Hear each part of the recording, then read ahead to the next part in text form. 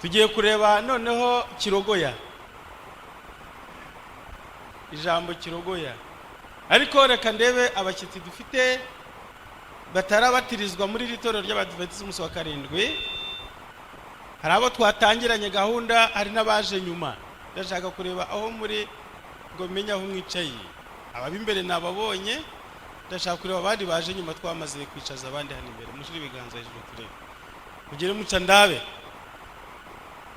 Mugire muca ndebe rwose aho mwicaye. Hariya hari umwe, babiri, batatu, bane, batanu, hari ndagira ngo abadiyakoni mubegeze, muze muhagarare muzana imbere ku ndebe z'imbere, muze mwicarane na bagenzi banyu bari hano, muze mwicarane na bagenzi banyu bari hano, mwicarane na bagenzi banyu bari hano imbere kugira ngo mwe kumba kure. Muze mwicarane na bagenzi banyu hano imbere, muze mwicare hano imbere. Abandi babonye ko bibagoye kuza imbere, wenda bagize bati urugendo ni rurerure, ariko rwarangira vuba, rwarangira vuba mubishaka. Tugiye kwiga ijambo kirogoya. Tuti yanjye ibyo dukora byose urareba ugasanga bifite kirogoya. Kirogoya ni ikintu kibuza ibintu byariho, gahunda yari iriho igacibwa kabiri, ikangirizwa n'ibintu naka. Timutangare muri iki gihe gikomeye yuko mugiye kubona twibanze cyane mu itangiriro. Ubuhanuzi bwambwiraga yuko hazatangira kurwanwa igitabo cy'Ibyahishuwe nangwa ubuhanuzi bwa Danieli. Noneho Satani yakoze ikorosi, yatangiriye mu itangiriro. Niyo mpamvu igitabo cy'itangiriro tugomba kucigisha dukuyemo amakoti, dushizeho umwete, dushizeho imbaraga. Itangiriro rya muntu, itangiriro ry'irema, irema rigomba kwigishwa cyane kuko niryo ribyaye imyizerere yacu dufite uyu munsi. Tubuze itangiriro ntitwabona ibyahishuwe.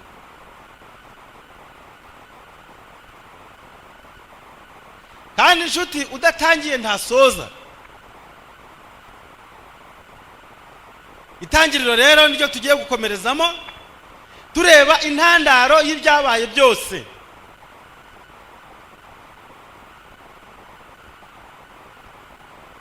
Itangiriro igice cya mbere umurongo 26.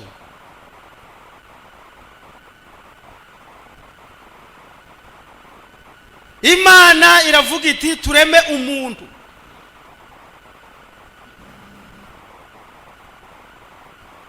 Bibiliya ni ukuri kutafunguye, ni ukuri kwiteka ryose. Igihe kiremwa muntu kikiriho, Bibiliya izakomeza kuba ukuri ku kiremwa muntu.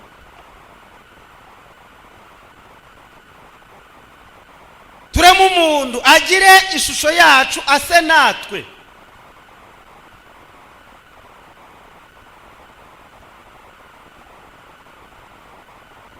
Imana irema abantu,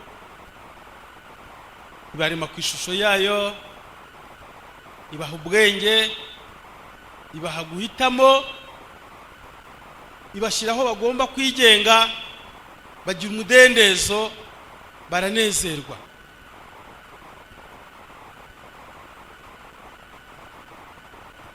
Itangiriro igice cya kabiri murongo wa 7.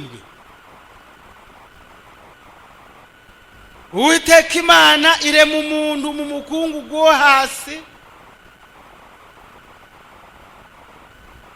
imuhumekera umwuka w'ubugingo, imuhumekera mu mazuru umwuka w'ubugingo, umuntu ahinduka ubugingo buzima.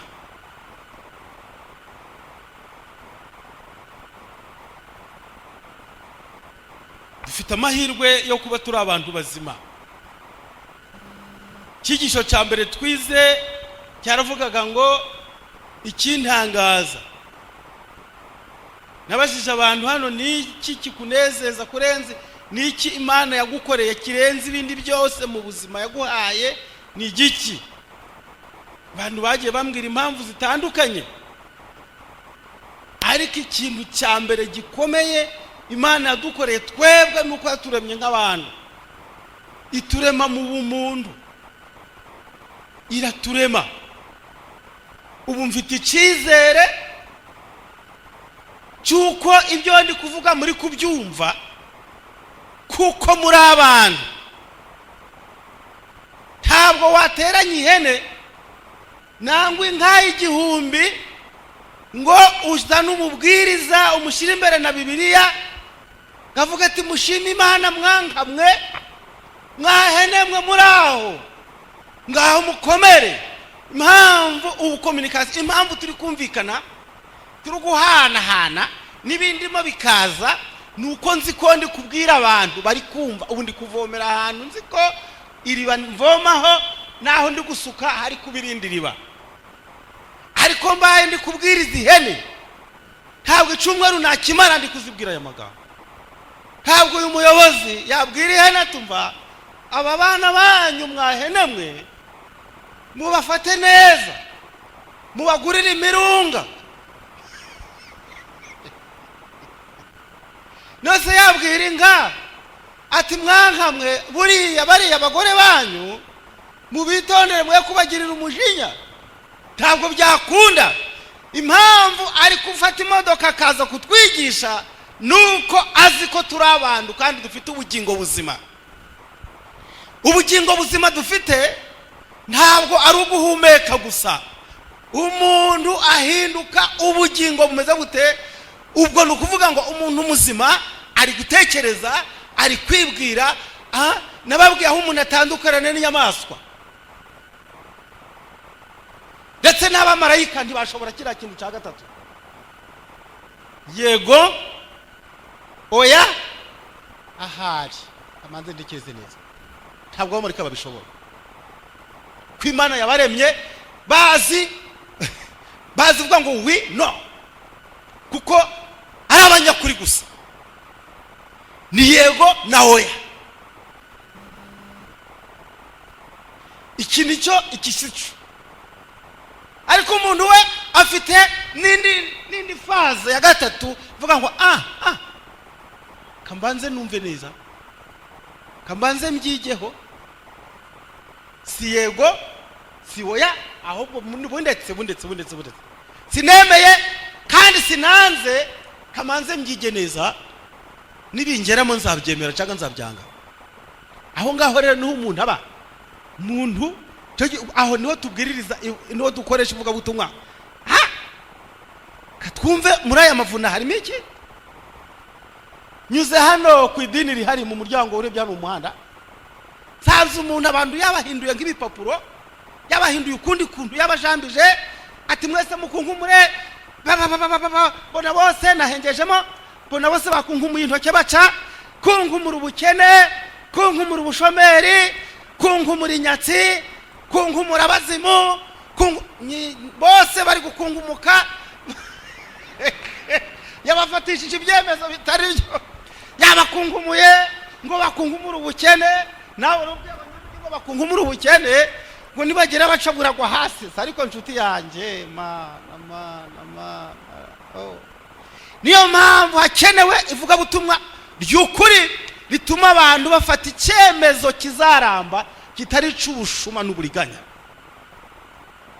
Imana imuhumekera mu mazuru umwuka w'ubugingo, umuntu ahinduka ubugingo buzima. Ntabwo ihene n'intama, ntabwo Imana yazihumekeye umwuka w'ubugingo. Yaravuze zibaho, zirahubagurika hirya no hino, ibinyamaswa bibaho kubw'itegeko. Ariko Imana umuntu we suko yamugenje, kuko yagiye kumushyira ku ishusho yayo. Uri kubyumva neza? Nicyo cyatumye iza ubwayo ikamuhumekera. Imana ihumekeramo. Imana imaze kumuhumekeramo abuhinduka ubugingo buzima. Bisobanuye ngo noneho abaye umuntu wigenga. Ubwonko bwe bufite ibyerekezo, bufite ibyemezo, bufite imyanzuro. Imana imaze kumuha ubugingo buzima, imujyana mu nshingano, imwereka ibyo akora.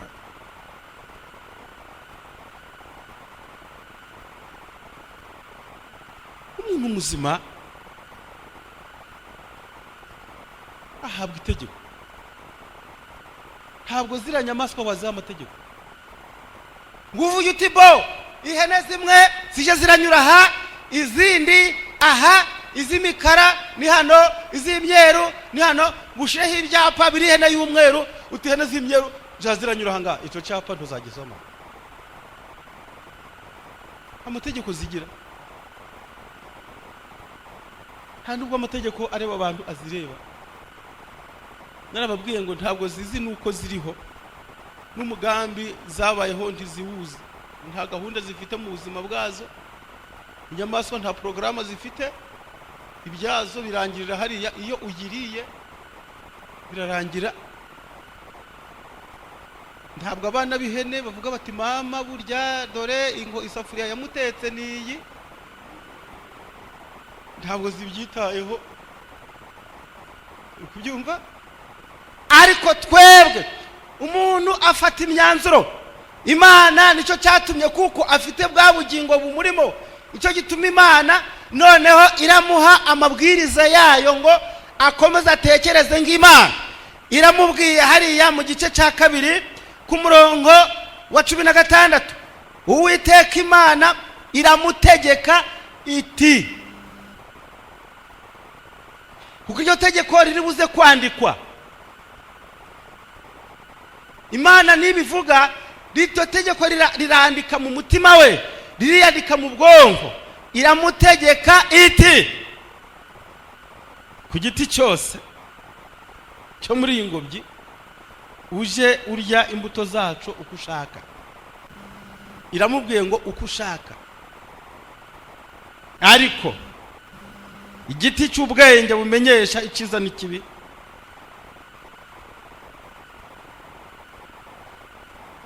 ntuzakiryeho, kuko umunsi wakiriyeho no gupfa uzapfa. Urupfu rero rubayeho, urupfu rero rubaye muri cya giti, urupfu rero rurinjiye ruri kuzengerera ngo rushaka uwo rwica, kuko noneho rubayeho. Icyatumye urupfu ruremwa, ndavuga sivuga ko rwaremwe n'Imana, ariko ruremwe n'iki? Rurabaho rute? Kuki urupfu rugiye kubaho? Ruvuye hagati y'umuntu na kiriya giti, nimwo ruhagaze. Kuko ku munsi wakiriyeho nshuti ngubwire no gupfa uzapfa. Imana yari ifite ububasha bwo kuba yarema umuntu wumvira gusa, umeze nk'imashini cyangwa ibibyuma. Ibibyuma turabivugiramo ntabwo byaburana. Ntabwo cyakubwira kiti ko none wacizemo umuriro mwinshi, ukigwita ariko aho wavugiye warekeraho, ukivugiye iti ariko aya magambo uvuze yo ntonda yasubiramo. Ntabwo kibizi kiriya, kandi kiri gukora nta mategeko yandi kiri kwica, kiri kubahiriza uko bagikoze. Ntabwo Imana ruko yaturemye nk'ibi byuma, ahubwo yaturemye tubasha kuvuga ngo yego oya kamanze byumve neza. Imana imuha amabwiriza, umunsi wakiriyeho no gupfa uzapfa. Nuhitamo gupfa uzarya kira giti. Hatangwa ndi masomo, umuntu ahabwa ndi masomo, muzasanga mu Itangiriro igice cya 3. Ayo masomo nayo arayemera, ariyo byiswe ibishuko. Ikinyoma cya mbere, noneho Satani yihanze mu nzoka. Iyo nzoka umurongo wa 4 w'igice cya 3, iyo nzoka ibwira uwo mugore iti,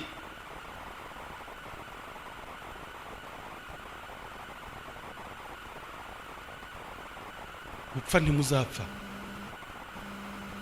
Imana yavuze ngo umunsi mwakiriyeho no gupfa muzageza mute muzapfa. Uyu mugore rero avuga amagambo menshi ari gusobanurira inzoka ayifitiye agahinda ngo ayihe ubusobanuro bwiza, ayigishe, ayisobanurire, maze arayibwira ati nuko rero imbuto z'ibiti byo muri ingobyi wera ku murongo wa 2 twemererwa kuzirya keretse imbuto ziri hagati z'igiti kiri hagati y'ingobyi, nizo Imana yatubwiye iti nimuzaziryeho nimuzazikoreho mutazapfa. Imishikirano, ikintu cyangiza ibintu ni ugushikirana n'ibidashikirana. Nasomye amagambo ya kera yanditse ngo niba utarangura na Satani ukamugira no mu iduka. Uyu mugore rero yari yageze mu iduka rya Satani, noneho yiyemeza gusangira ijambo nawe.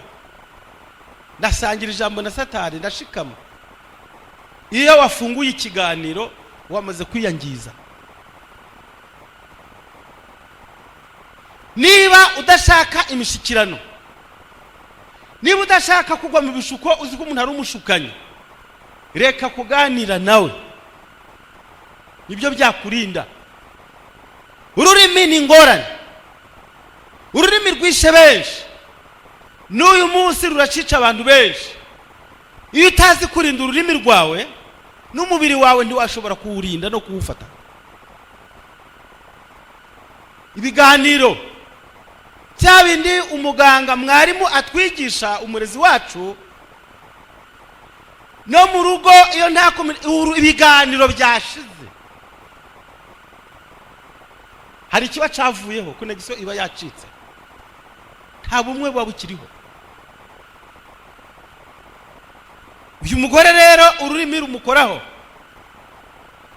arayibwira arisobanurira, nayo iramubwira, bahanahana amakuru.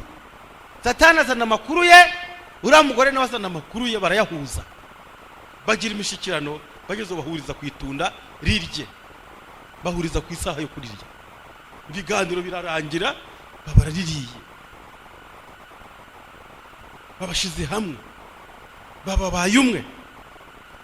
Satani n'umugore babigikoresho cy'urugamba rurwanya Imana. Noneho bombi bagaba igitero ku mugabo. Umugabo nawe habanje ibiganiro. Mbere yuko arya riratunda habanje ibiganiro, ntabwo umugore yamujugunyiye, yararizanye amubwira ubwiza bwaryo, amubwira n'ibyahabaye. Satani yarategereje kubona uko umugabo arafata icyemezo. Kuko twaraye tubyize, umugabo afata icyemezo gipfuye.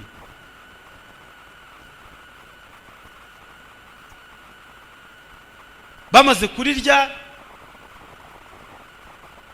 bahise bapfa mu bitekerezo, imyumviro byabo biba birapfuye, imirebere yabo ibirapfuye, ubwoba burabataha. Ibimenyetso virusi y'urupfu yinjiye mu muntu. Noneho bambaye ubusa, noneho baramwaye. Burya ikimwaro ni intandaro yo gupfa, ibyaha dukora ni intandaro yo gupfa. Uyu muntu rero abarapfuye rwose mu bitekerezo. Ariko Satani cya kinyoma cye araza gikomeraho. Yari afite umugambi ukomeye akitanga igitekerezo cya mbere, ntabwo muzapfa. Ariko yari afite ningira amahirwe ya Satani nayo ni ugukoresha abandi ibyaha. Ningira amahirwe nkabona batandukanye n'Imana. Imana iraja mu gahinda, igihe irabikiri mu gahinda, ndabirukankana mbajane barye ku giti cy'ubugingo, maze bazabe hiteka ikinyoma canje ngishireho uburingiti bugitwikira, bazabe hiteka badapfa. Nirindi shano ryari kuba riguye rya kabiri ryo ritagira kirengera. Imana iratabara. Reka mabwire, Imana ibiradutabaye nshuti. iyo Imana itadutabara, ubutabazi bwa mbere bwabonetse mu Itangiriro igice cya 3 umurongo wa 22. Uwiteka Imana iravuga iti, dore uyu muntu ahindutse nk'imwe yo muri twe ku byo kumenya icyiza n'ikibi, noneho atarambura ukuboko agasoroma no ku giti cy'ubugingo akarya akarama iteka ryose. Nicyo cyatumye Uwiteka Imana imwirukana muri yango byo mu Edeni kugira ngo ahinge ubutaka yavuyemo. Nuko yirukana uwo muntu, kandi mu ruhande rw'iyo ngobyi mu Edeni rwerekeye iburasirazuba ishyiraho abakerubi n'inkota yaka umuriro izenguruka impande zose ngo ibuze inzira ijya ku giti cy'ubugingo.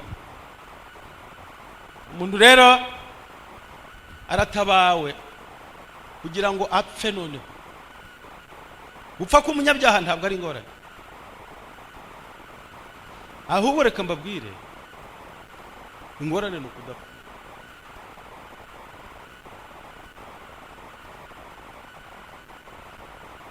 Satani araza bahagarara hejuru ati ntimuzapfa, ntimuzapfa. Nubwo abonye ko umugambi we Imana iwurogoye, arakomeza ati ntimuzapfa, ntimuzapfa, ntimuzapfa, ntimuzapfa.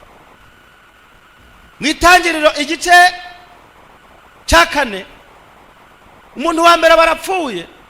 Yisomye ku murongo wa 8, Kayini abibwira Abeli murumuna we, kandi bari mu gasozi. Kayini ahagurukira Abeli murumuna we aramwica. Ngo mugenzi ati aramwica. Kayini amukubita ikibando, amukubita ubuhiri, aramwica. Uyu muntu wa mbere amaze gupfa, Imana irongera irazira hamagara nguko yahamagaye Adamu amaze kwinjira muri rwa rupfu rwa mbere. Uwiteka abaza Kayini ati, murumuna wawe Abeli ariye? Kayini asubiza Uwiteka ati, ndabizi se, n'agasuzuguro, ndabizi se. Hari abagore n'abagabo bavugana batyo, bambaza iki, ndabizi se. Yaba se iri hehe, ndabizi se. Iza nkweto zanje mwazisize he, ndabizi se. Bacigana Kayini kuvuga, ndabizi se, tumbaze. Urambaza murumuna wanje nije murinzi wese? Ni nkawe yakabwiye Imana ati namwishe uri he, kari we urinda abakiranutsi bawe yapfuye uri he? Inguru imaze kutangazwa yuko yapfuye, Adamu n'umugore we barahuruye baza kureba basanga uyu musore aryamye hasi. Byarangiye Satani arabasanga arabigisha ati ntabwo yapfuye, uyu ntiyapfuye, hari ahandi yagiye hatari ahangaha. Yibereye ahantu heza, yibereye ahantu hatagira inkomyi, yageze ahantu adashaka no kongera kuza kubana nawe. Cyakora na urukumbuzi n'urushira zaza, ariko sinibwira ko azaza kuko ahantu hari Satani n'ababwiye atumva ahantu yibereye nawe ari wowe ntiwakwirwa ragaruka ahangaha. Yibereye ahantu hatangaje, maze iki kinyoma cya Satani agenda agisiga amavuta, agisiga amarangi, agisiga amarangi, ko iyo umuntu apfuye aba adapfuye rwose, aba agiye ahandi hantu. Iki kinyoma nico soko y'ibinyoma byose. Gupfa umuntu ntazapfa, nubwo mwagomera Imana ntaco muzaba, ndi muzapfa. Nshuti nkunda, ngiki ikinyoma kiri kuzenguruka kuri isi yacu. Hano nyuze ku idini umuntu ari kwigisha ngo bakunkumura intoke abazimu bagwe hasi. Mukunkumura abazimu, mukunkumura inyatsi. Inyatsi murazizi? Inyatsi niki?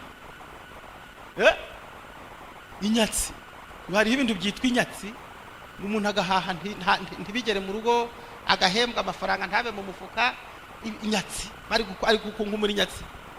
Reka mbabwire yuko amadini yose yo kwisi, iki kinyoma cy'uko umuntu yapfuye abadapfuye hari ahandi agiye, amadini yose y'abagipagana n'ay'igikristo uretse rimwe naryo ririmo bake ryigisha ihame, andi yose azi ko iyo umuntu apfuye hari ahandi hantu hagiye nyarukiye, hari ukuntu abaye.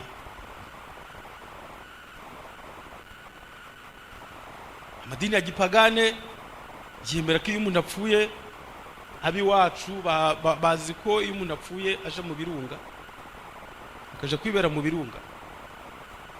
Niko data yanyigishaga mu idini rye, ati basogokuruza bacu babacaba bapfuye bari hariya mu birunga b'intwari, ni hariya mu birunga bari. Data akambesha ikinyoma akagishiraho n'ibihamya, kambwira ati umunsi umwe wa mwana we kakubwira ibyo nahuye nabyo. Ati nagiye muri Kongo hariya muri Zaire, ati ngiye kuzana amasaka, ati ndaza nyikoreye ngera hariya ku kirunga canya muragira nijoro, ati kuko nuko hanyura nijoro, ariko mpageze ati nsanga abazimu bari kubyina, bari bahaze bari kubyina. Ati mbyino yabo ndategereza nje kuyumva, nshira umutwaro hasi ndagenda nje kumviriza uko bari kubyina. Ati zukuntu baje babyina enti ati nasanze bari kubyina ngo nta utazaza nta utazaza nta utazaza. Atumva uko babyina, imbyino y'abazimu ivuga ngo nta utazaza nta utazaza, kandi koko nta utazagenza ate, kuko Bibiliya iravuga ngo abazima bariho bose nta utazaza. Imbyino y'abazimu rero data akayiteraho igihamya ati nta utazagenza ate, nta utazaza. Ariko akambwira ko bari ko babyina, ko bari kubyina. Iyo bari kubyina rero ubwo barahari, aho bagize ubundi buzima. Itorero nakurikijeho ry'umukatolika batubwira ko iyo umuntu apfuye, ayo magambo yo nzayabasomera cyane hano igihe cyayo nikigera. Uyu mukristo apfuye, abakristo baje ahantu batatu. Abakristo mu gatolika baje ahantu hatatu. Ahambere ni mu ijuru, ako kanya umuntu wapfuye nta byaha afite, wenda avuye gusaba penitensi, yapfuye kuyo saha ubwo yagurukiye mu ijuru byarangiye, ni uguhamba umubiri, ariko we yagiye ariko bareba gusa kumwe.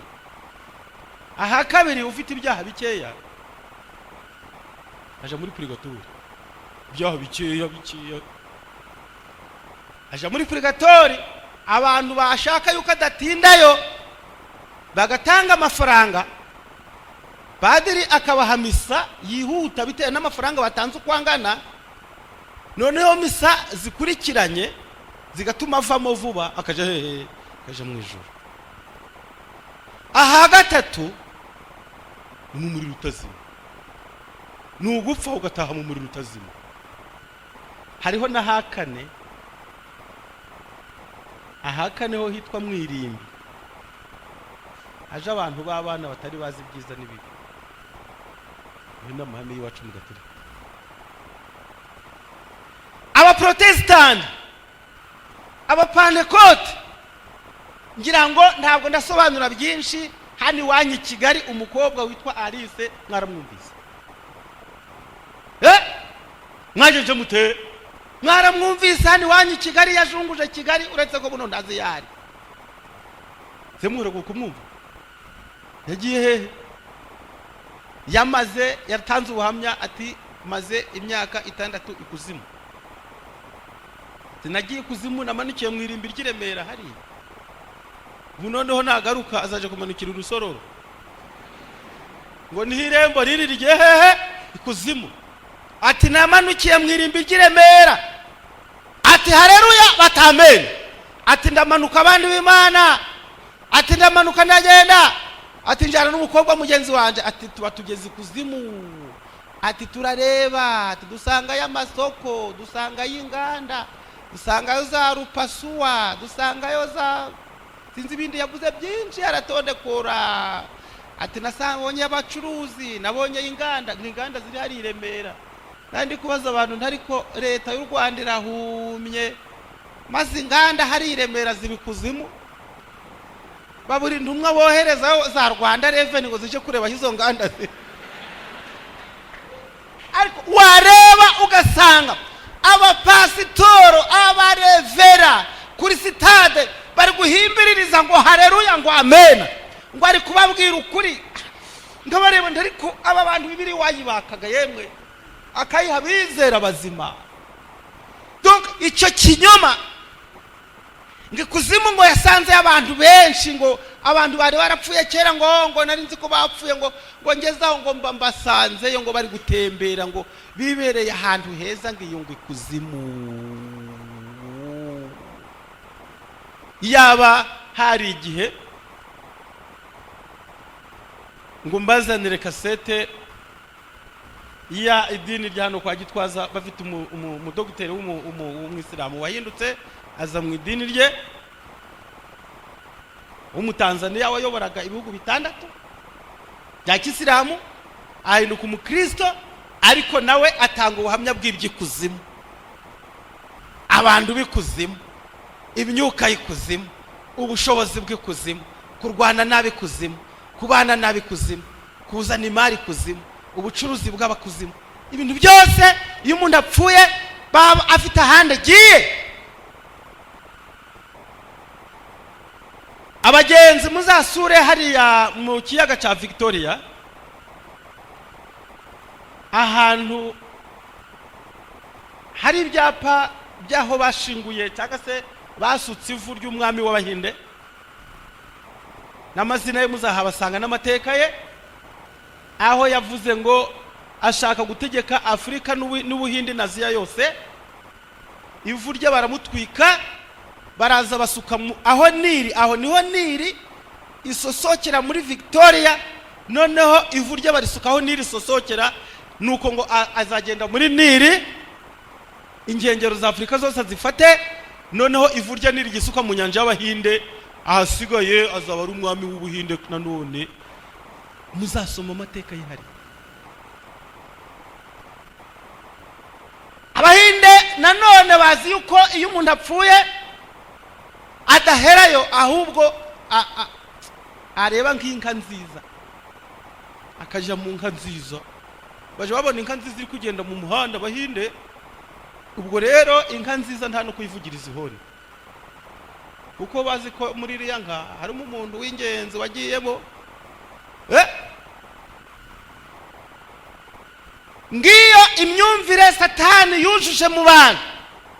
Iki kinyoma aragikomeza, akibumbiraho beto ku buryo utabasha kuyimena. Nyamara icyatumye Imana ivuga ngo umunsi wakiriho no gupfa uzapfa, yarizi intanda urupfu agaciro karwo, akaga ruteza. Ese umuntu apfuye arongera agatekereza, akaja ahantu hatangaje, akaja mu ijuru. Igitabo cy'umubwiriza, igitabo cy'umubwiriza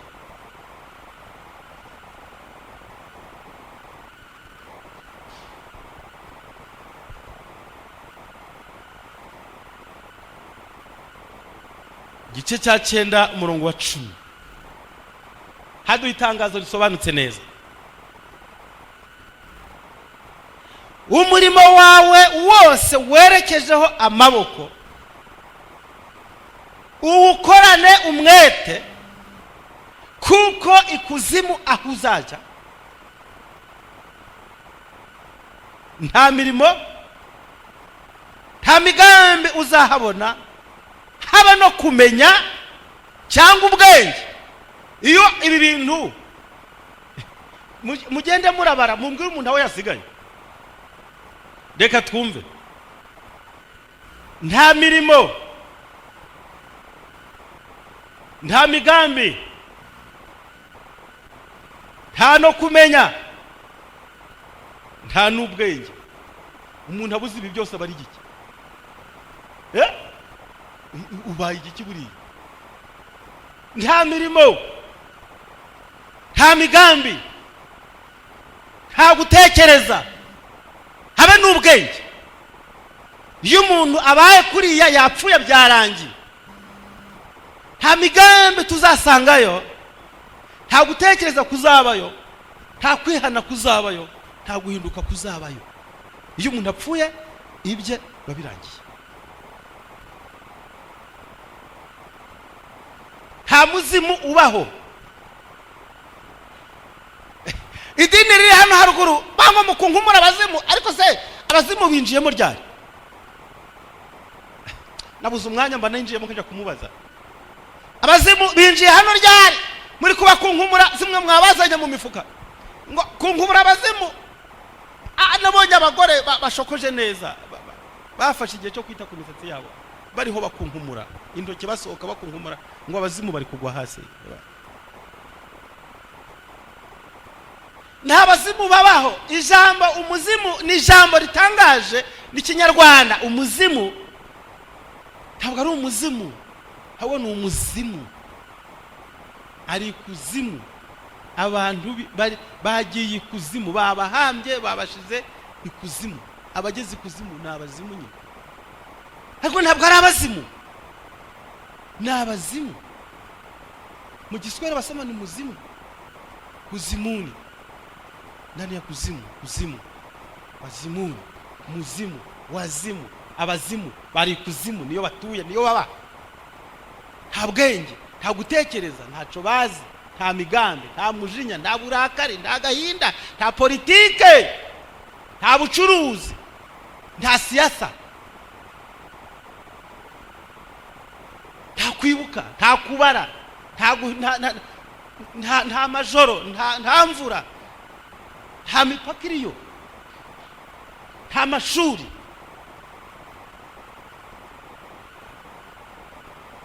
nta bihugu, nta bwenegihugu. Abariyo bose banganya uburambe. Nta ufite experience yaho ngo akosora abandi atemwe muje vuba. Uwarayeyo uyu munsi n'uwapfuye u Rwanda rugitangira bose banganya ubushobozi iyo hasi. Hawakosora undi. Abaririmbyi b'impara baririmbye ngo nta mukuru w'ikuzimu. Kandi ngo nta urusimbuka rwanyeje rute. Baririmbye neza cyane. Nta urusi. Iyo ndirimbo mwarayumvise? Nta urusimbuka rwamubonye kandi nta mukuru w'ikuzimu. Iyo ndirimbo barayiririmbye kandi nabo purusa nyinshi yabo niyo bari rwose. Abahungu nakundaga cyane niyo bari. Nifuje kuba mu mpara igihe kirekire mbura inzira zo kugeramo. Nashatse ko umuntu uririmba mu mpara aho zigiye nkazikurikira, aho zigiye nkazikurikira, impara zikaje Gisenyi nkajyana nazo zikaje. Nta kuko naba mu mpara biranga nazihenda henda ziti oya uyu mubare wacu nduzahinduka. None urupfu rwarawuhinduye. Niba hasigaye benshi ntibarenze babiri. Nta mukuru w'ikuzimu, nta muhanga w'ikuzimu, ntawe ufite ubutware ikuzimu. Nta ukubitira yundi, nta usuzugurira yundi, nta uhekenyera y'amenyo, nta wanganirayo. Nta ngumi nziza ziriyo, nta mikara, nta birabura, nta nzobe, nta matara. Nta busirimu, nta mazu meza, inzu zose zinganya ububasha. Kuko bose bameze uko umubwiriza tubwiye, nta migambi, nta gutekereza, nta bwenge, nta no kumenya. Bose barangana, nta Gifaransa, nta Kingereza, hakuna Kiswahili, nta Lingala, nta Kinyarwanda cyiza gisusuye. Ntaco wasangaye. Ururimi ruriyo ni rumwe, ni nta bwenge. Nta kindi, nta bwenge, nta korari ziriyo. Za orchestre nta ziriyo. Nari nzi yuko umuntu apfuye, data yambwiye ko umuntu apfuye iwacu twatangaga ihene tukaziha abazimu. nahoraga ndagirana amakimbirane n'abazimu. Twabaga tubazi ihene iwacu, data yabona umubiri w'ihene uri kwikaraga, uri kunyeganyega, amaraso ukamukamo, akambwira ati ababyeyi batangiye kurya rero. None rero mwigira inyuma mwabana mwe, kandi ntagire umwana watunga urutoke ababyeyi batamubona.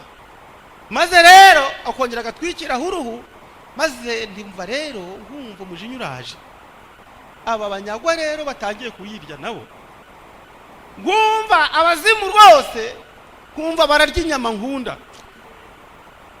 Ndasanga baziriye rwose, aba bahanya rwose. Kaje ndabwira data ariko ntuburi barangiza ngo nibura tugira izo turokora. Ariko reka mbabwire shuti, iyi hene data aravuga ati bararangije ababyeyi muze tuyibage. Iyi hene twarayibagaga nkanuye amaso, nubwo za nyama ibyishima babiriye, naje kuranga asanga birimo nkumva agatima karururutse. Ariko ngashaka aho bari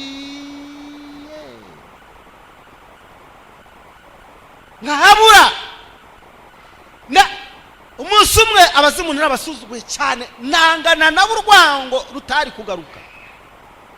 N'igihe nyogokuru yari yapfuye, noneho habagaho igihe cyo kumugarura mu rugo, bakamwubakira inzu, maze bamwubakira akazu gatoya mu gikari, ngo baramugarura mu rugo. Bagomba kumugarura bazanye ihene y'igisasiro n'inka yo kubaga yo kumugarura n'inzoga z'ubuki, nuko asigaye byose birakorwa. Bazanira abantu bo muri Butaro ahitwa Indorwa, bitwa abazana bo kumugarura mu rugo.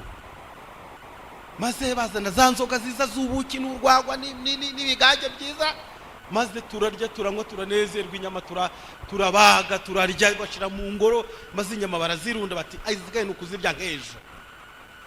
Ko twasinze nijoro turasinda turisinzirira. Maze imbwa ziraza, noneho rero imbwa ziza mu ngoro, ya Nyabingi.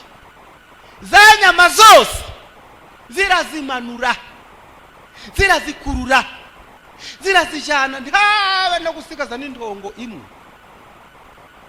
Mu gitondo rero tubyutse kwinanura, kundi tugiye guteka izindi nyama tukarya. Nuko tugiye kureba dusanga ndani ndongo imwe asigaye. Tubona aho imbwa zazinyujije, ndazikurikira imbwa, nsanga inyama zazijyanye mu isambu ya reji hasi ahantu hari umubande. Zaziriye zirananirwa, ibinyamaswa byose biraza biryaho birananirwa. Ahasigaye kuko hafi aho hari intozi ikiguri, nuko intozi nazo ziraza zuzura ku nyama zasigaye. Nsanga intozi zakoze akarundiro hejuru. Niba hari umunsi nacanye umubano n'abazimu, kumbe babanyagwa ntabwo bashobora no gukubita imbwa. Ubu abazimu ntibashobora gutangira imbwa ngo zitarya inyama. Bariye imbwa, zarize inyama. Nabise abana b'imbwa, aba bana b'imbwa bari rwose batashoboye gutangira imbwa ngo zatuririye inyama. Ndabasusugura cyane. Noneho mama nawe yari yatumye mbasuzugura, hari amafaranga ashiraga ku ruhimbi. Nuko igihe kimwe ubushomeri bukaza, mbese kirizi kaza, ntibabona amafaranga mu rugo. Ya mafaranga yo kuruhimbi mama akaja kuyakurayo ngo yagura ikibiriti n'umuntu. Amafaranga y'abazimu rero mama akagenda agapfukama imbere y'uruhimbi agakomba mu mashi. Ariko yajanye ikijo yarakimanyuraga, akamanyira mu tujo twinshi yakatugerekeranya. Ati rero ibi ni ibiceri. Ati none, ati nje kuvunjisha rero.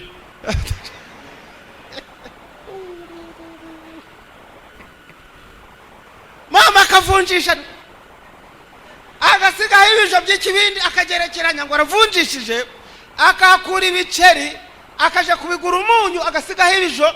Cyakora igihe cyazagera yabona amafaranga akayagarura, agarutse kuvunjisha. Noneho rero nanje kunenda umujura, noneho rero numva ya mafaranga yo ku ruhimbi ntabwo nzongera kuyatinya.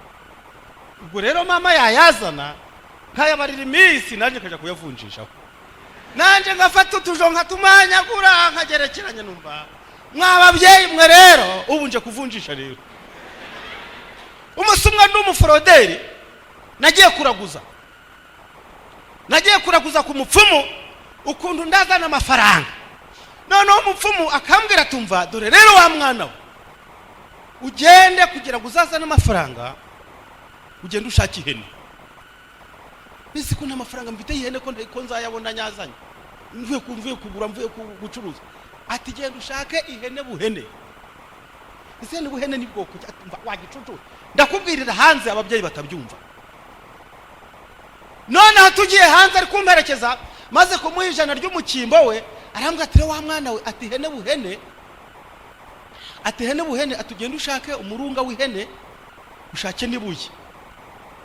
Noneho iryo buye urijane mu mayirabira ahantu inzira zihurira, noneho iryo buye urishire mu murunga, noneho uzirike ku byatsi, ubwire abazimu uti dore rero iyi hene yanyu kandi ari iki, ari ibuye, iyi hene yanyu nsize aha ngaha. Nuko rero ngiye mu rutundo, ngiye gucuruza, ninyura aha nkunguka, ninyura aha inyungu zikaza. Nuko rero iyi hene yanyu nzayibaha rwose. Nuko nkagenda ihene nkayizirika, ihene buhene ngashiraho ibuye nkayizirika hari, ngaje gucuruza, nabona biri kwanga, nkanatekereza ubundi ririya buye nababeshe bo niba nari n'ibicucu.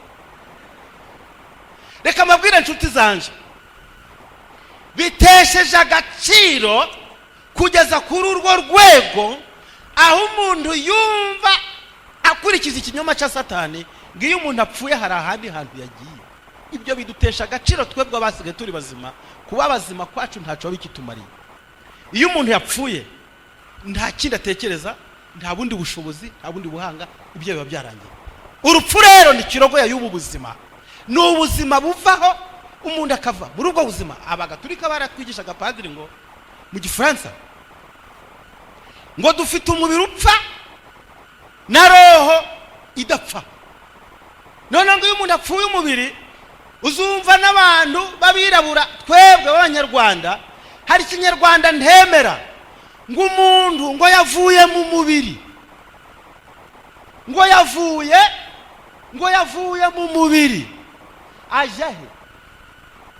Iyo ni imvugo ya Satani, ngo yavuye mu mubiri, ngo umuntu yavuye he, yararimo ajahe. Ntabwo umuntu ntava mu mubiri, ahubwo arapfa.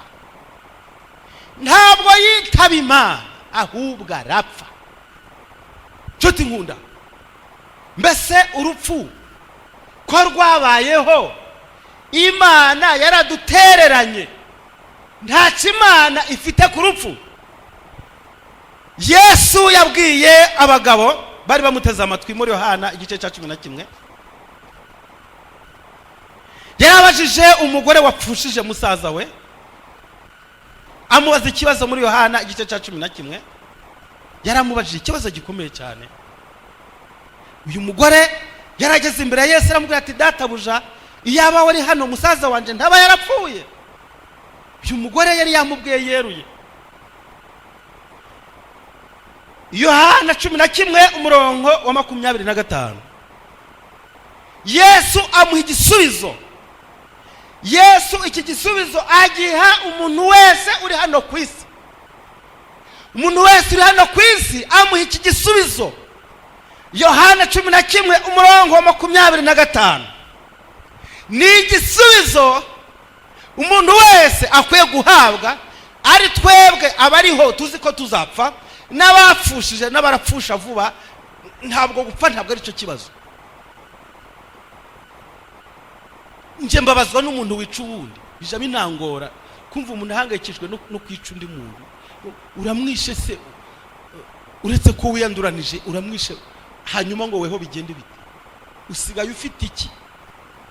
Iyo umuntu yishe undi nta kindi asigarana urupfu. Muzasome ibyo Kayini yavuze, basigara bameze nka Kayini.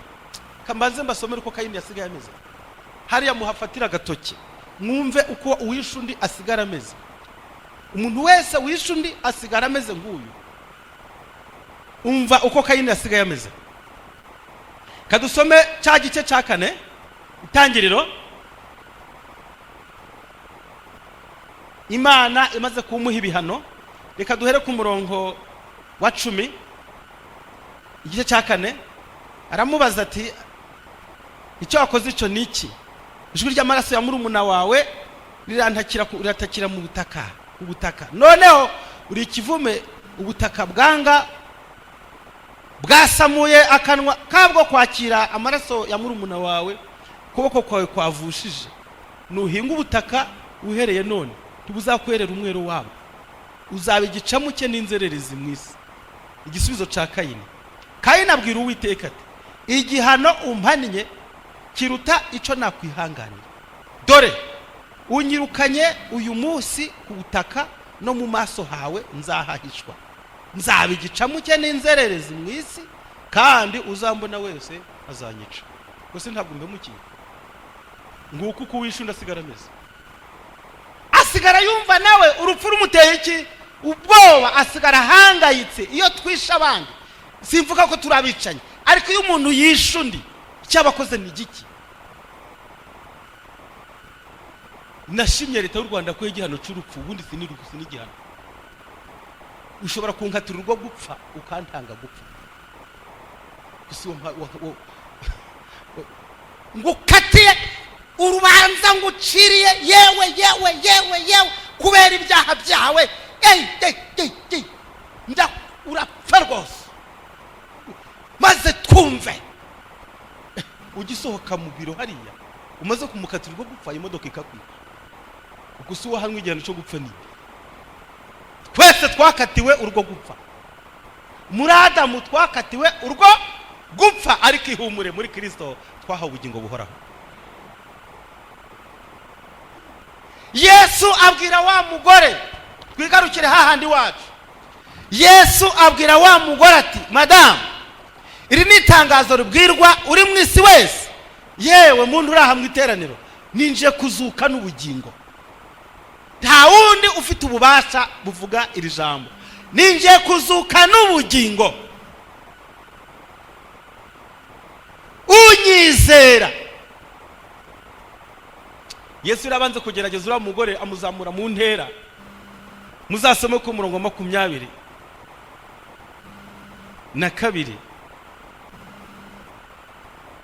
Marita amaze kubwira Yesu ati databuja, iyaba wari hano umusaza wanje ndawe yarapfuye. Kandi n'ubu nzi yuko Imana ibyo usabye Imana byose Imana izabiguha. Yesu aramubwira ati musaza wawe azazuka. Ndaramusubiza ati ye, nzi yuko azazuka umuzuko ku munsi w'imperuka. Uyu mugore yari afite kwizera iby'umuzuko ku munsi w'imperuka. Ntabwo yari azi ko ari kuzimu, ko agiye kongera kubayo ubundi buzima. Yesu aramubwira ati witegereze imperuka, ninje kuzuka n'ubugingo. Unyizera naho yaba yarapfuye azagenza ate? Azabaho. Unyizera naho yaba yarapfuye azabaho, azongera abeho, azazuka. Ahubwo Yesu ambariza uriya mugore, madamu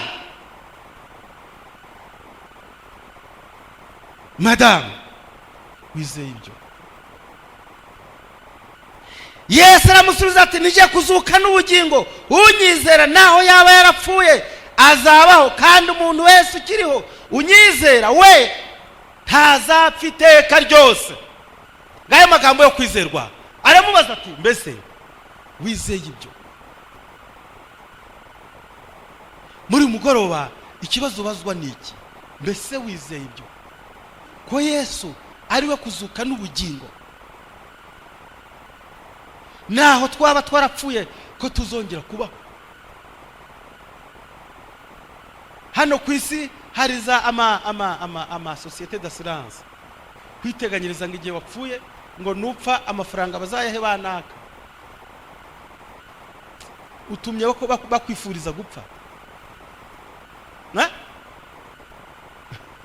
hari umugabo wa hano i Kigali wabikoze aja muri societe d'assurance ngo nimfa baza umugore waje bazamuhe miliyoni 10 bati kubw'ibyo uzaje watanga yangaya buri kwezi abari misi abara amafaranga afite atangiye kuyatanga iki gihe n'inyarangiza mfe madamu uje kuyasaba arayatanga nyuma y'amezi naka abarapfuye aripfisha ndapfuye rero none rero madamu genda usaba amafaranga ubu ndapfuye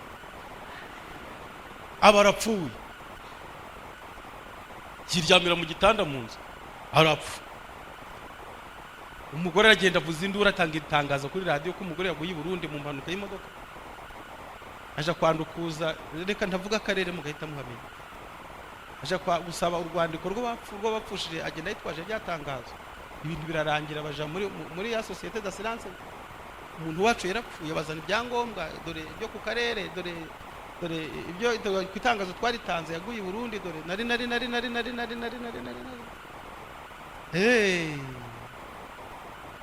Kirogo yiraza aho bakayamuhaye isaha yo kuyasinyira igeze ngo bamusinyire sheke umuyobozi w'ico kigo atariko iyi dosiye ko yihuse kurenza izindi zose n'ukubera iki hari amadosiye arenga ku yandi akagenda yihuta kurenga yandi awundi ambasade y'u Rwanda i Burundi izi aho umuntu yahamba ubanze mutubarize ambasade y'u Rwanda umuntu niba yambutse umupaka yambutse ryari yagomba guruka ryari mu mipaka basanga iryo zina ntiryigeze rinyuramo muri uko kwezi none yambutse ate bahamagara aho bavuga impanuka yabereye muri province yini bati nta nigare ruruka kugwa hanga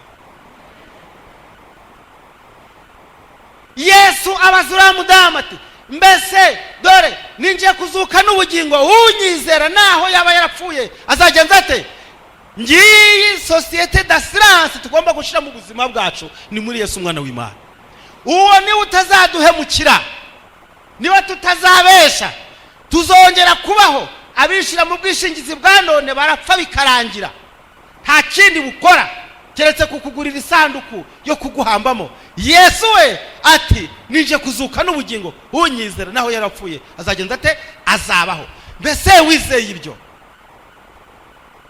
muri uyu mugoroba iki kibazo wese akubaza ugomba kugisubiza mbese wizeye ibyo uyu mugore yarashubije ngo soma wumve ngo databuja narasomye ngo yakwepye igisubizo kuko ntabwo yarazi ko abantu kuzuka ntabyo ari kubona umva ko yakwepye nizeye umve nizeye rwose nizeye yuko uri Kristo umwana w'Imana ukwiriye kuza mu isi ariko ntabwo ari byamubajije ntabwo ari yaramubajije rwose ari gukwepa ari kunyura ku ruhande ari kwanga kwemera Yesu yamubwiye ati ninje kuzuka n'ubugingo we ico yibwira nuko ahamanya nabyo azazuka ku munsi w'imperuka Yesu atoya iby'imperuka byihorere ninje kuzuka n'ubugingo unyizera naho yaba yarapfuye azabaho kandi ukiriho unyizera we ntazapfa iteka ryose ahubwo ndakubaza wizeye ibyo databuja nizeye yuko uri Kristo umwana ibyo si byo nkubajije kuri Kristo umwana w'Imana ukwiriye kuza mu isi uyu mugore ntabwo ari kwemera neza ari kwanga agakwepa kanyura ku ruhande amaze kumusubiza cyo aja kwihamagarira mwene wabo nabo baraza bavuza akaruru batera hejuru bati nyabona iyo uba hano ntabwo yari gupfa arababaza ati murongo 34 mwamushizehe 34 mwamushizehe baramubwira bati databuja ngwino urebe Yesu ararira abayuda nabo barongera bararira bati dore we nimurebe uburyo yamukundaga we ariko bamwe muri abo batangira kuvuga bati ariko uyu nguyu uhumura impumyi ntaba yarabujije n'uyu ntapfera Yesu yongera gusuza umutima arawuhagarika yegera igituro cyari isenga n'ubuvumo bushizweho igitare ku munwa Yesu arababwira ati nimukure igitare cyane tosha rira jambo nasomye ubusobanuro bwaryo Yesu arabwira kuraho igitare mwebwe mukuraho igitare mukuraho amabuye mwashizeho kuraho igitare cyane mukuraho ibyo mwashizeho kuko akazi k'abantu no guhamba nta bugingo tugira akazi kacu no gushingura turahamba bikarangira. Hari umuntu twashinguye mbona abandi abakirisitu barize we bihumbi n'ibihumbi amamodoka aruzuye twese turi kureba yo gusa tubuze numwe wakwikurenga ati washi ndizeye mushiraho mbere. Hari igihe binyica mu mutima nabigerageje rimwe birananira ntabwo nzongera ntabwo nzasubira nabihariye Yesu umwana w'Imana naragerageje ngo nzure umungu w'iwacu arananira asigaye ndaparika ariko iteka iyo dushingura nta hantu mubabara urupfu rurandya rukambabaza. Hari igihe niririra nanje ubwanje hari igihe ngurura picha umunsi nasinziriye hari igihe ngurura picha kabona abadivantiste bahuruye abapasitoro baje kabona igicobo bazashiramo hariho umunsi nzararayo ibibwirizo byahagaze ibiporogaramu byose impapuro zantumiye abantu Imana mukibagirwa ngo mbese ngabagiye kumushinguraho ngo ni bangahe n'abantu bo kumuyima itangazo wa muntu w'Imana mutore intumwa zije ku ariko mbanjewe ndabanza igikondo tajya ungi turaje usangahira muzaze kare di muzaze kare ora cyakora buriya rero ngiye kubanziriye Kimisagara se bandushaga kugenda rafiki yangu bandushaga se kugenda biye muzaze kare dore ntimuzabanza Kimisagara. Ariko hari ikintu ntekerezaho ngumva ngiye kurira nkavuga nti Imana nukuri koko umusumwe nzaruhuka ndangije imirimo nerekere kuzimu batera imisumari kusanduku bafunge umuntu wafunga kimwe uwe hagarariraho ndibuka isama ngo uhereye none hari igihe nteguraga porogaramu mbwira ngo abantu bazandike amagambo ntegura bazandika ku gituro nguzaza ntazatinda ndashaka ko bazandika ngo nijoro rimwe abazasigara ku isi muzabona bitinze nje nijoro rimwe nzamarayo. Ariko reka mbabwire Yesu arashaka kutuvanamo kamere y'urupfu ngo ayirandurane n'imizi yayo dusigarane ibyiringiro gusa kuko abantu batinya urupfu ariko none ngubwo mutumye mfa ngubwo mvuye oya ngubwo mfuye hari isomo rihumuriza abagiye gupfa uhereye none hahirwa abapfa bapfire mu mwanya ngo baruhuke imihate kuko imirimo yabo bakurikiye ijyanye nabo baramara y'ijoro rimwe gusa nta mpamvu yo gutinya urupfu.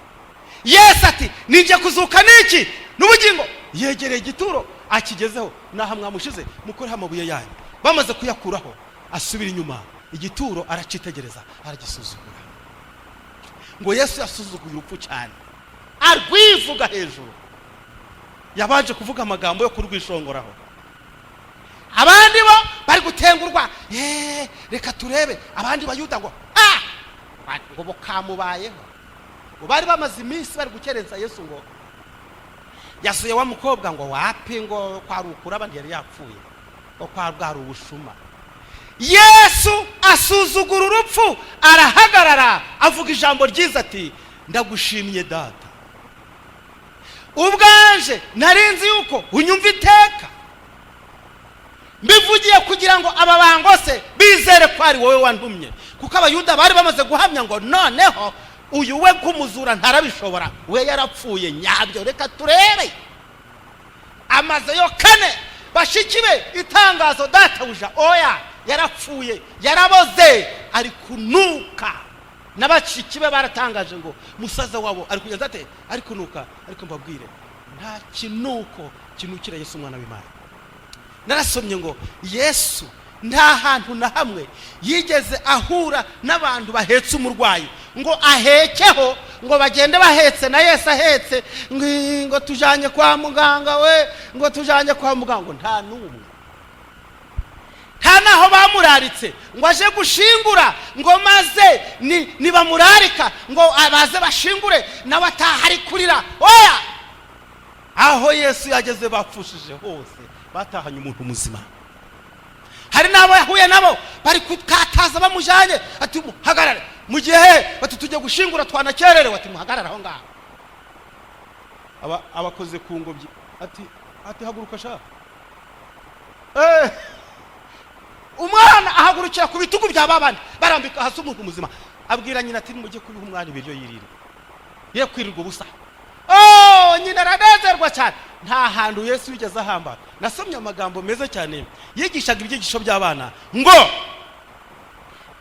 Mariya, ngiye kubigisha isomo ritari ririmo, ngo Mariya igihe abwira babahungu babandi bari mu bukwe ati ibyo arababwira byose mu byemere, ngo Mariya we yarazi ibya Yesu neza, kuko ngo bajanaga mu mayira Yesu akiri umwana ari kubahanye bari kugendana kwa kundi abana bajyana n'ababyeyi, ariko bagasanga inyoni yapfiriye mu nzira.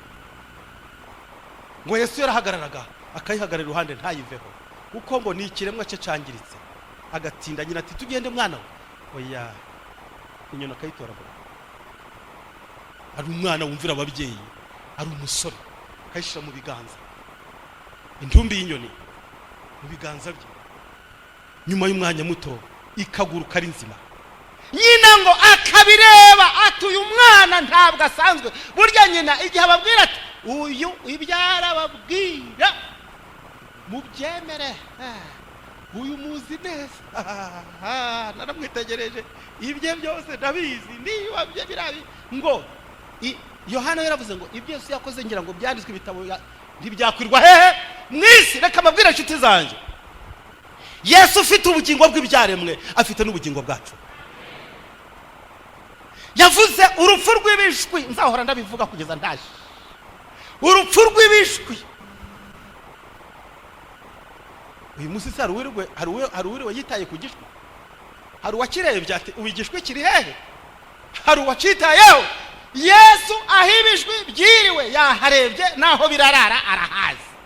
Yabyitayeho, n'abana be nibasinzirira mu gituro azabyitaho. Nta mpamvu yo guhangayika. Arahamagara ati data, ubuho iyerekane ko ari wowe wantumye none.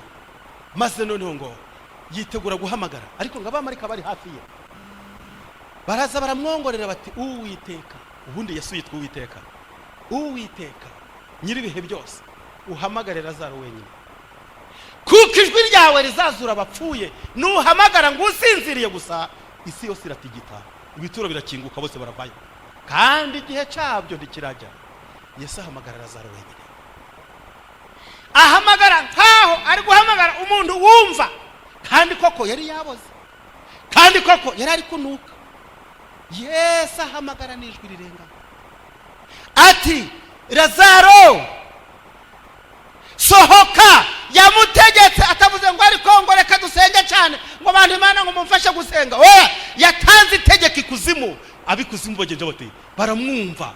Arahamagara abikuzimu bakumva. Nshuti nkunda, reka mbabwire muri mugoroba mukwiriye kwizera uhamagara mu gituro bakavayo. Nta wundi kwisi, nta munyabubasha. Abanyabubasha bose urupfiro bakandagiraho bakoroha. Nta warusha ubuhangange Kadafi, rwaramukandagiye. Utwana duto tumukurura mu muhanda ntiyavuga, utwana turamukurura mu migozi, utwana duto tudusoresore. Ariko Yesu we abazazura ntawuza basubizayo, bazabaho iteka ryose. Mbese wizeye ibyo ko Yesu ari we ukuraho kirogo ya y'urupfu? Azarukangara, azaruhagarika, azarukuraho by'iteka ryose, kandi abazaba baramwizeye bazabana nawe iteka ryose. Muri mugoroba kwifurije komotana na nyir'ububasha. Muri mugoroba kwifurije komotana na nyir'ubugingo.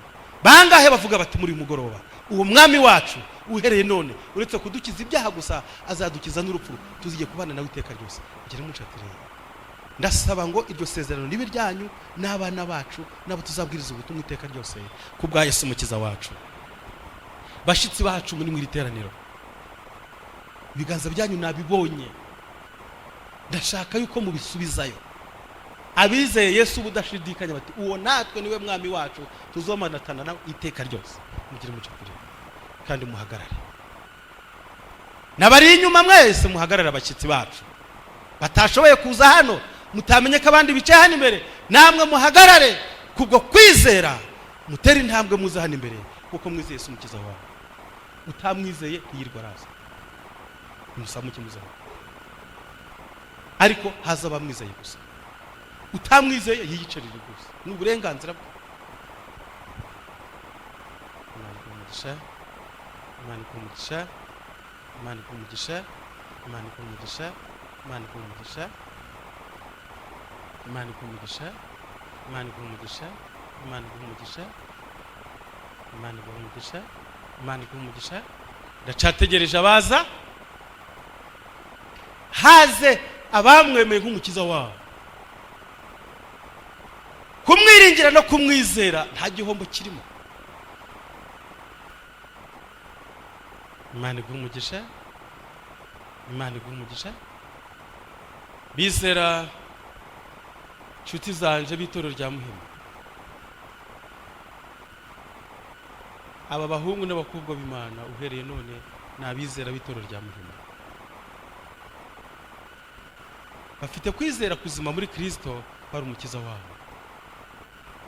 Bangahe bashimye Imana muri mugoroba? Imana ihabwe icyubahiro. Ejo tuziga ngo umuhumuriza ari we mwigisha wacu, umuhumuriza akaba n'umwigisha wacu. Tugiye gusenga rero, tumara gusenga tubabwire icyo mugiye gukora. Turagushimye cyane Muremyi wacu dukunda uri mu ijuru. Isezerano ryawe ni iry'ukuri ko abakwizeye bazabaho iteka ryose. Duye kwanga intandaro y'urupfu ari rwo cyaha kirandurwe mu buzima bwacu kubw'umusaraba wasinze Karuvari. Kubwo kukwiringira duhabwe kuba banesha ibiteka ryose. Aba bana bawe muri mugoroba bongeye mu bandi bakwiringira, ikiganza cyawe gikomeye gifate ku mitima yabo, bakomereze mu kwizera kuzima, barinde gutsindwa n'ubwoba ni hagarara z'isi, ngo ahubwo bagikomeje kukwiringira ubandike mu gitabo cy'ubugingo. Data, twese muri mugoroba turakwiyeguriye, twongeye kuvugurura amasezerano yacu nawe. Muri uyu mugoroba dukomeze kwandikirwa ibyiringiro bizima byomatane n'imitima yacu, bituragire biturinde kugeza ubwo uzagaruka kubwa Yesu umukiza wacu. Nk'imfura z'aya mavuna rero bitanze bwa mbere, abayobozi ba gahunda mugiye kuvugana nabo, kandi ubona arindishije ibitabo abinzanire, kuko uyu munsi abangiye kubaha impano zibanze, kuko ubu binjiye mu mubare wabize. Ubona arindishije ikarito y'ibitabo ayinyegereze, aba mu kanya bamaze kubibana n'abayobozi ndabaha impano yibanze, izindi bazazihabwa ejo bundi ku isabato itaha umunsi w'umubatizo. None se uri bujyane nabo mu cyumba ari he? None ari hehe ngo bajyane nabo ko batahazi? Barahabwirwa nande? Mukurikire abo bantu bari gutambuka, hanyuma bagarure hano kugira ngo nze kubaha impano nabateganirije zibanze yuko ari mwe mfura z'aya mavuna zitanze. Umuyobozi wa gahunda mwanya neza.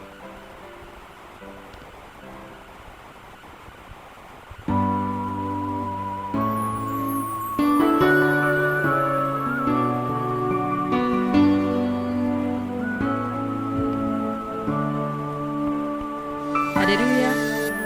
Abanezerewe ni bande? Imana yacu ihabwe icyubahiro. Reka tugitegereje bari abavandimwe twumve iri tangazo. Abagize igihande cya kabasengerezi basigare, abasore n'abakuze